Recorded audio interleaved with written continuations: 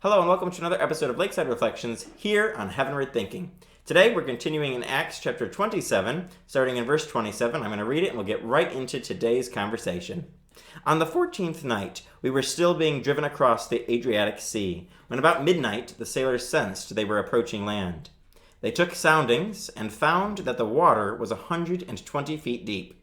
A short time later, they took soundings again and found it was 90 feet deep. Fearing that we would be dashed against the rocks, they dropped 4 anchors from the stern and prayed for daylight.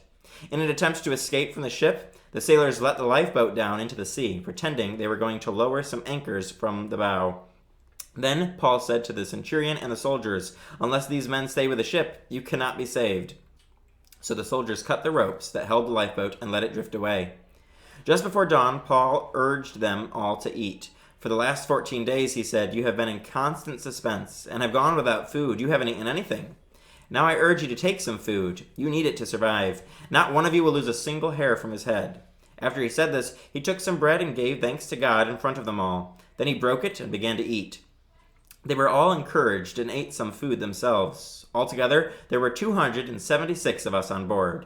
When they had eaten as much as they wanted, they lightened the ship by throwing the grain into the sea. So, Garrett, as we look at this next part of the story this week, what can we take away from it?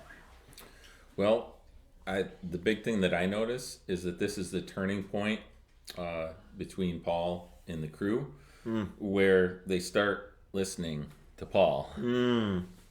Paul sort of takes command of the ship that's delivering him to Rome to be tried and persecuted.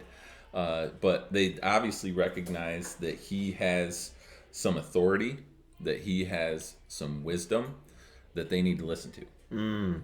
Absolutely. And like we talked about in our previous episodes, we talked about how these guys were not willing to listen to Paul, and that's why they're in the trouble they're in already. And now, as you mentioned, this is the turning point. They finally are starting to listen to him, maybe because they need to rely on him, and they're in desperation finally turning to the person they should have been turning to, because he was receiving instructions from the Lord himself.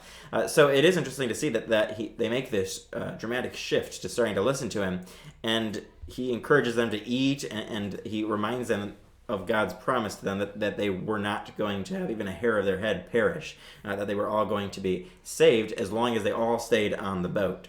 What else can we take away from this? I think we see early on, it's striking to read that they all prayed for daylight. They dropped 4 anchors from the stern and prayed for daylight. Now, I'm not up on the Greek, but I would think if the translation's right, they means Paul plus some of the others there. So is that a conversion story? Is Paul, affecting revival on this ship? Maybe. Could be. Yeah, we talked about, in the previous weeks, once again, we talked about how these guys weren't turning to God and how Paul was being a witness for the Lord in this place, and he was using the opportunity to share the Lord with them and his promise that he had revealed to Paul to these men. And so we see in this story a hint, at least, that would lead us to believe that these men, or at least some of them, were at least open to the Lord at this point, so that they were praying with him, because they seems to mean more than just Paul. So I think that's definitely significant in this. We're seeing someone, Paul, being an effective witness for Jesus, shining the light of Christ in this dark situation, very desperate situation, and people are responding. And that's what we were talking about in our previous episode of how we need to do the same thing in the lives of those around us. We need to be shining for Christ no matter what situation it is, and take advantage of every opportunity, because we never know who may be listening and watching, and who the Lord may be working in. And certainly it seems like he was doing something in the lives of these men by using Paul. Some of them. Yeah. Because we read on in the next verse, after they prayed, some of them tried to sneak off on the lifeboat. Yeah, not all of them. I think that's a good word of caution, right? So we can see there that if we take they to mean everyone on board prayed, and then the next verse that some of them were then trying to steal the lifeboats and leave them behind, some of them are probably faking the praying, Uh-huh. right? So I think we need to be alert of that too. And that's something that I've sort of been discussing, like I'm praying that all this cultural strife and nonsense we're seeing is pushing some people past the tipping point to where they wake up and they recognize that they need Christ. They need something solid to hold on to. But in that, we also have to be careful. We have to be ready for hopefully the harvest of new converts that the Lord is going to give us, but also watchful for those people that are going to try and sneak in and steal the lifeboats or, sabotage the whole operation, and so to speak.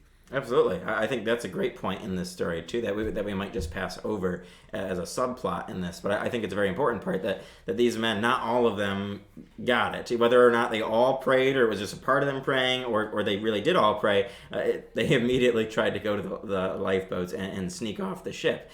And Paul quickly put an end to that and said, no, if you want to be saved, you all have to stay on this boat, because that was the instructions the Lord had given him. And so we need to be careful as Christians that we are discerning, as you said, because there are going to be people in our lives who claim to be Christians. We see this all the time, especially today. We see people claiming to be Christians who are not living as Christians. So we see people who all want to say thank you to God in a good moment or cry out to God in a bad moment, but they don't want anything to do with him the rest of the time. And so we have to be careful as Christians that we're discerning about that. That we are still witnessing to those people, but we need to be careful that we don't just assume that because everyone's coming to church or coming to a prayer meeting or a Bible study, we can't just assume that everyone is truly a Christian. We have to continue to point them to Jesus constantly.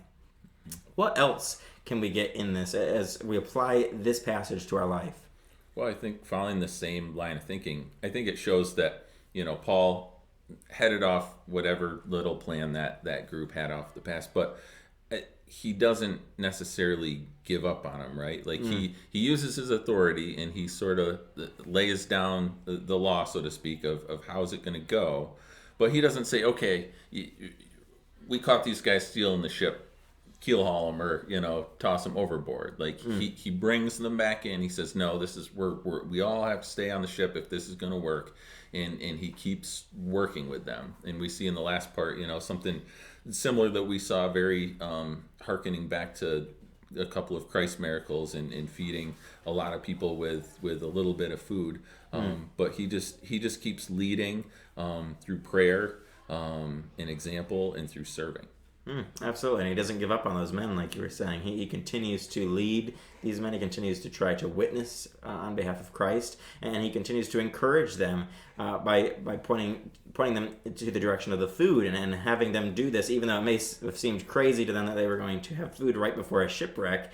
Paul was encouraging them to do this because he knew the promise of God, and that promise of God was something he was holding on to that enabled him to be an effective witness to these men. Because he already was confident and had faith in who his God was and what he was going to do, he was able to then encourage those around him. And I think for us as Christians, we can do that as well. We already know the promises of God. If we're studying our scripture, if we're in prayer, we already know what God's doing in our lives, or at least part of that, and we already know what God's done in the past. So we're able to encourage those around us who maybe haven't looked to God before, just like these men. They didn't seem to have knowledge or a faith in God at the beginning of the story, and they seem to be a little bit more open to it as the story goes on, but each part of the story we see a little bit more of how Paul is pointing each of them closer to God, closer to Jesus, and we start to see the results of that, I think, in this section. Well, we hope you've been challenged by this section and that you'll join us next time as we go on to the next portion of this chapter on another Lakeside Reflections here on Heavenward Thinking.